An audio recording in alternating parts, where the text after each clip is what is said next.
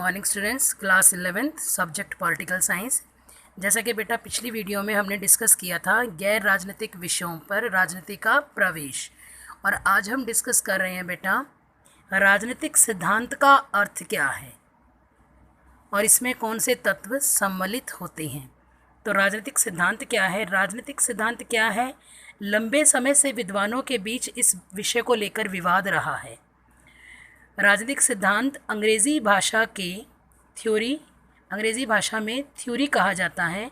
Theory शब्द की उत्पत्ति ग्रीक भाषा के शब्द थ्योरिया से हुई है, जिसका अर्थ होता है एक ऐसी मानसिक दृष्टि जो कि एक वस्तु के अस्तित्व एवं उसके कारणों को प्रकट करती है। यानी कि एक वस्तु वो किस परिस्थितियों में अस्तित्व में आई, उसका बनावट जो है वो क्या है, और वो जो परिस्थितियां जन्म ली या एक वस्तु जो अस्तित्व में आई उसके कारण क्या थे, उसके उद्देश्य क्या थे।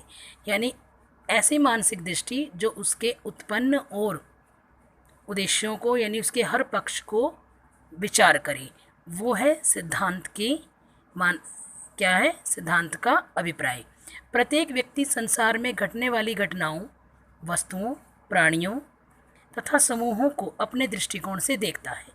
कहने का मतलब कि जो समाज में घटनाएं होती हैं, हमारे आसपास घटनाएं होती हैं, उन सभी घटनाओं को देखने का, समझने का और उसका मूल्यांकन करने का जो एक दृष्टि होती है वो प्रत्येक व्यक्ति की अलग अलग होती है।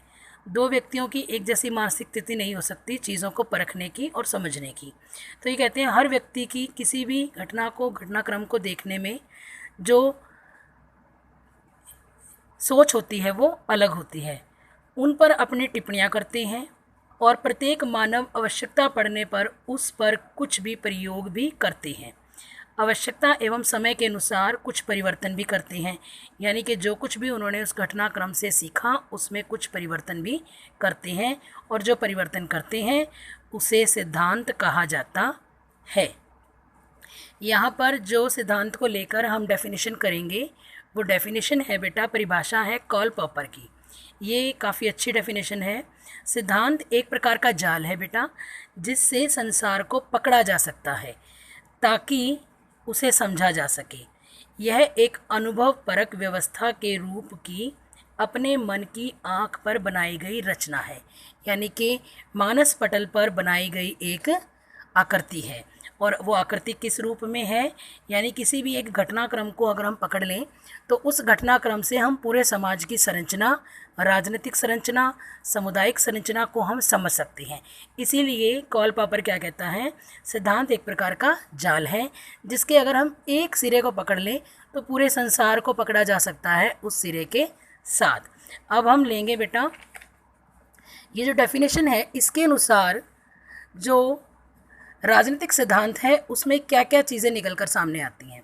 राजनीतिक क्या है? एक दर्शन शास्त्र है, और यह राजनीतिक विचारों के इतिहास के अध्ययन और नैतिक मूल्यांकन से संबंधित है। यह एक वैज्ञानिक पद्धति है। राजनीतिक विचारों का भाषा विषयक विश्लेषण किया जाता है, और इसमें राजनीतिक व्यवहार के सामान्य नियमों की खोज भी की जाती है और उनका क्रमबद्ध विकास भी किया जाता है। और इन विशेषताओं के आधार पर जो सिद्धांत है उसमें 3 तत्व सम्मिलित होंगे। पहला तत्व सम्मिलित होगा अवलोकन। अवलोकन क्या है बेटा? अवलोकन होता है बेटा ऑब्जर्वेशन। जब भी हम किसी घटनाक्रम को देखते हैं तो उसके बारे का उसका डीपली हम अध्ययन करेंगे। यदि हम किसी ऐसे राजनीतिक विचारक का अध्ययन करें, यानी कि जो राजनीति के बारे में विचारधारा रखते हैं, विचारक हैं, राजनीतिक विषय का गहराई से अध्ययन करते हैं। अगर हम किसी एक विचारक को ले लें, चाहे तो आप प्लेटो को ले लें, मैकियावेली को ले लें, हॉब्स को ले लें, मार्क्स को ले लें, लॉर्ड ब्राइस को ले लें, किसी को भी ले लें, तो उनका काम क्या था? अवलोकन करना। और अवलोकन कैसे किया?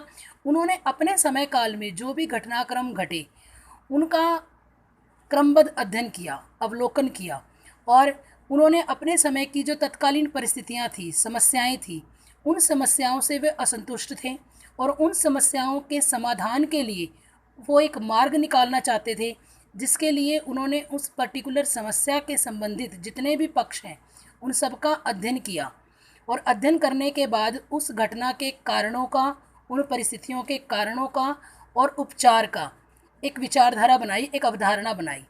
तथ्य इकट्ठे किए, आंकड़े इकट्ठे किए और उनका संश्लेषण किया।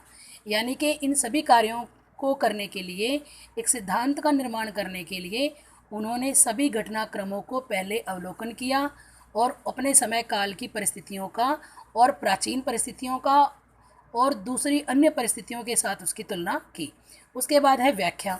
तथ्यों व घटनाओं का संकलन करके, क्योंकि अवलोकन करके उन्होंने तथ्य इकट्ठे किए, तो उन घटनाओं का संकलन करके उसमें से अनावश्यक सामग्रियों निकाला गया। यानी जो तथ्य उस घटना से संबंधित नहीं है उन्हें निकाल दिया गया और उचित सामग्री को विशेष श्रेणियों में बांटना। यानी जो उस घटनाक्रम के लिए उत्तरदायी तथ्य हैं उनको अलग अलग श्रेणियों में बांटना।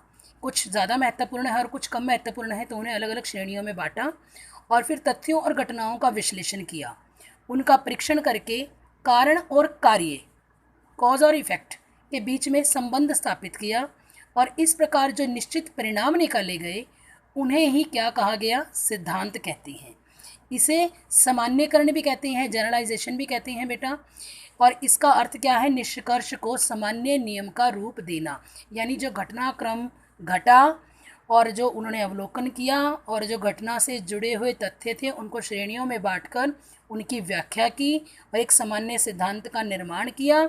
तो ये सारा क्या है? ये क्या है? सामान्य नियम का रूप देना। ठीक है। उसके बाद है बेटा मूल्यांकन। मूल्यांकन कब होता है? जब एक सिद्धांत बन जाता है, उस सिद्धांत का प्राचीन और आधुनिक सिद्धांतों के साथ तुलना की जाती है और एक डिसीजन पर पहुंचा जाता है, मूल्यांकन पर पहुंचा जाता है कि कौन सी चीज़ सही है। यानी कि ज़्यादातर परिस्थितियों पर सही स्थापित होने वाली चीज़। सिद्धांत निर्माण की प्रक्रिया में तथ्यों तथा मूल्यों दोनों का महत्व है। कोई भी सिद्धांत शास्त्री किसी एक के सहारे किसी सिद्धांत का निर्माण नहीं कर सकता। राजनीति का लेखक एक वैज्ञानिक भी होता है और एक दार्शनिक भी होता है। वह दोनों ही भूमिकाओं को एक साथ निभाता है।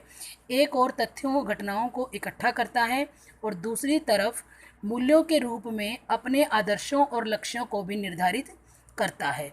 मताधिकार, स्वतंत्रता, समानता, न्याय, लोकतंत्र आदि का मूल्यांकन करते समय वह अपने स्वभाव व रुचि में बंधा होता है, क्योंकि उसका खुद की सोच भी तो सिद्धांत में प्रभाव डालेगी। उसके बाद अपने पूर्व निर्धारित आदर्शों, यानी कि पुराने जो उसके आदर्श हैं, उन आदर्शों को, लक्ष्यों को स्थापित करने के लिए ऊपर दिए गए कारकों का वो प्रयोग करता है।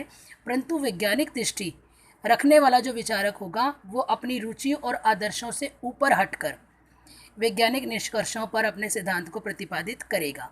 यानी कि जो सिद्धांत का निर्माण कर रहा है राजनीतिक विचारक, वो अगर अपने पूर्व में घटित घटनाओं के प्रभाव में अधिक है तो उसके द्वारा बनाए गए सिद्धांत पर उसके उन अनुभवों की छाप नज़र आएगी।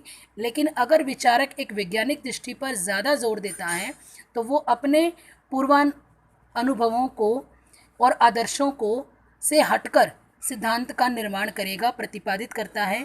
परंतु दोनों परिस्थितियों में मूल्य निर्धारण पर उसके महत्व की, उसकी सोच की जो प्रभाव है वो रहेगा। ये था बेटा राजनीतिक सिद्धांत का अर्थ और उसमें सम्मिलित तत्वों का महत्व। आने वाली वीडियोज़ में बेटा हम इसके प्राचीन और आधुनिक परिभाषा को पढ़ेंगे। आज के लिए इतना ही। Thank you. Have a nice day.